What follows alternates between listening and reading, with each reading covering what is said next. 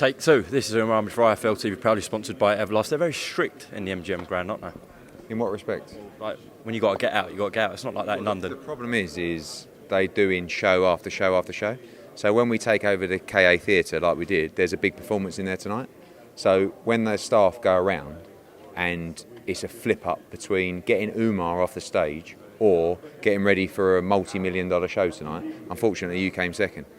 I'm really sorry that you feel like you've been mistreated out here at the MGM Grand, but I wasn't complaining. It's just making it obvious. You are. What act are you performing then for them? I'm going to do Thunder Down Under. Yeah, I'm in that. So yeah, obviously I've got in great shape lately. So I haven't actually officially announced that, but You had a mention about your shape recently.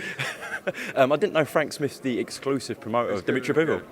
It's a bit awkward. I'm glad that's kind of come out because now I can just clearly take a side, because it's very awkward when you've got two guys who you represent like I have in this fight. And I hate the fact that I don't like pretending anything. Like, I love Dimitri, but obviously Canelo's pound for pound number one, and I consider him quite a close friend, and etc. So they called me out on it earlier behind closed doors. Vadim was joking and said, "Look, you're actually not the promoter of Dimitri. It's Frank Smith." So I said, "Okay, that's fine."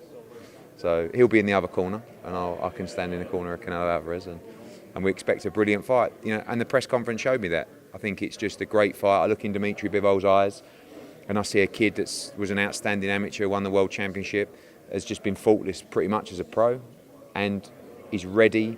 This tagline for this event is "Legacy is earned," and that's what it means. Yes, the World Light Heavyweight Championship on the line, but this is to become the pound for pound number one of the sport, and I think it's going to be a great fight. Yeah, massive. 48 hours away, live on DAZN pay-per-view in the States. I saw some comments, heard some comments from yourself to the US media about Charlo and even Spence linked with Canelo. What were you saying to the American media there, Benavidez as well? They just said that Tom Brown came out and said Canelo turned down $100 million to fight Charlo and Spence. And I just said, Charlo, firstly, who has he beaten in recent time to say that that's a dangerous fight for Canelo Alvarez? I rate Charlo, but that's a voluntary defence. Canelo's last 10 fights, he's dethroned, or if he wins on Saturday, dethroned 8 world champions. He wants to face champions and take belts off them. A fight against Charlo would be a voluntary defence at super middleweight. Not saying it's not a good fight, not saying it can't be made, but he was given the option and he wanted to step up the weight classes and fight a champion and try and take him and try and become undisputed at 175. So, and Errol Spence, he's at 147. They're talking about him fighting at 164. I don't know whether it's just desperation from the PBC, who said throw him a quick offer and throw in a few names, but it was pretty clear what he wanted to do, Canelo, and that is, I think, in his mind, beat Dimitri Bivol, take care of Gennady Golovkin in a trilogy, and then try and be undisputed at 175. And hopefully we get to promote all of those from having the biggest star in boxing as part of the Matchroom team. Now moving on, we're pressed for time because you have got to do Thunder Down Under. Want to talk about the heavyweight division. So I saw some quotes from Anthony Joshua on Michael Benton's page, essentially saying that if the offer is right, that Fury will come out of retirement, alluding to a fight about himself. We know he's got to fight Usyk first, but firstly, let's just make it clear that Tyson Fury is not retired, because he's going to get the call from the WBC to say, can you confirm you're retired? And he's going to go, no, because I'm not retired. And then, so we'll just park that to the one side. Now, what will he do? When will he defend his title? I think it's going to take a big fight to bring Tyson Fury, to get him motivated. And I think that is the winner of Anthony Joshua against Alexander Usyk. That would be the undisputed fight, which Tyson Fury, in my opinion, should look to take, because he can cement himself as an undisputed champion and an all-time great. And he may be a favourite in any undisputed fight. But I believe Anthony Joshua will beat Alexander Usyk in July, and hopefully we can make AJ against Fury. AJ against Fury, Umar, is still the fight that when I walk down the street, that is the first thing anyone says to me. When are you going to make Fury against AJ? I'm like, we've got to rematch Usyk first. It's like they don't, that's just the fight. And I think that fight for the undisputed, or for at any moment those two are active, will always be a monster. And I do believe we'll see it. But if we can see it for the undisputed, that would be fantastic. What about the fight with Francis Ngannou? What's your thoughts on that? I think it's a big money fight. I think it's exciting. It's not a legacy fight, but Tyson's got a good legacy now, and maybe he just wants to make a few quid. But if he's not motivated by money, that he said, then why would you fight Francis Ngannou? It's the only reason to take that fight is a money fight, and I think he should take it if it's there.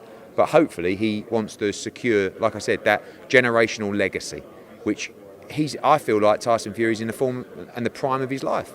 So hopefully he'll continue fighting. Well, he will, but hopefully he will take those fights and he'll want to create that legacy. But he's done amazing, and of course for him, he can retire anytime he wants. Maybe he doesn't want those fights, but you'll see through this WBC situation, he ain't retiring.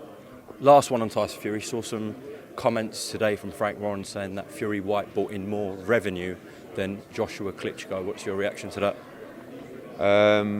I would say absolute rubbish, because it did terrible on the pay-per-view buys in America.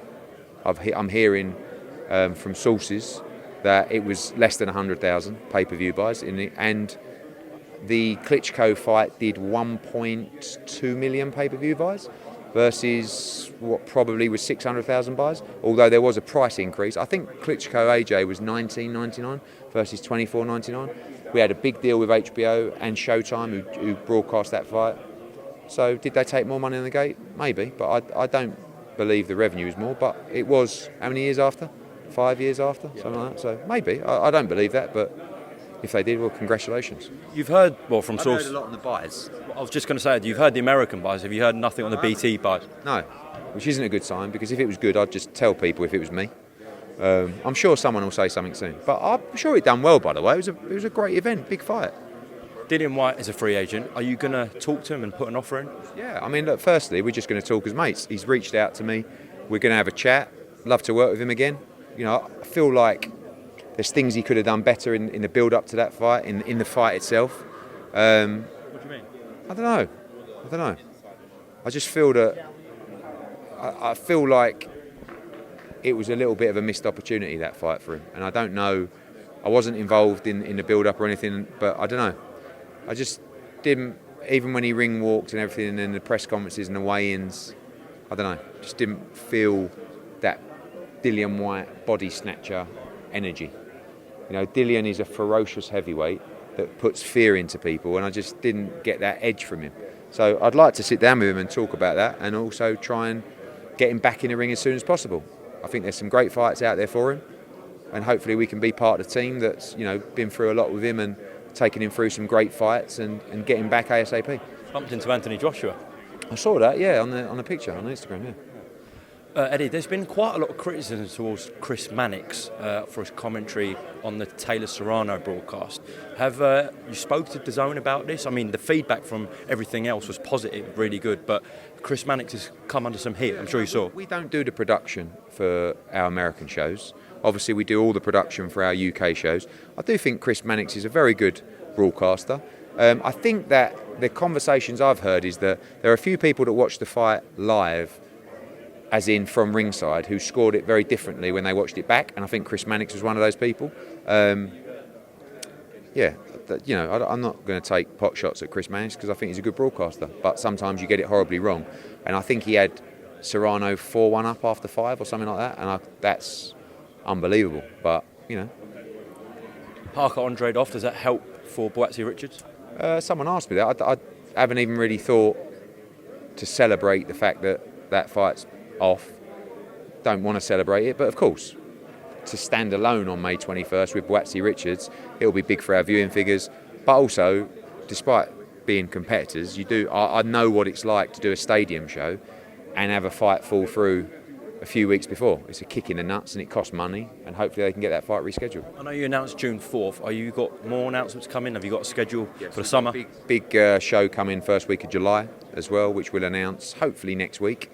June 4th is announced, Cordina going for the world title. June 10th in Mexico. June 25th, World Championship quadruple header in San Antonio. And then first week of July, we'll be back in the UK. Anything with Derek Chisora? Yes, that should be news coming soon. Thank you very much. Welcome, Team Everlast, to the Team Everlast Fitness app.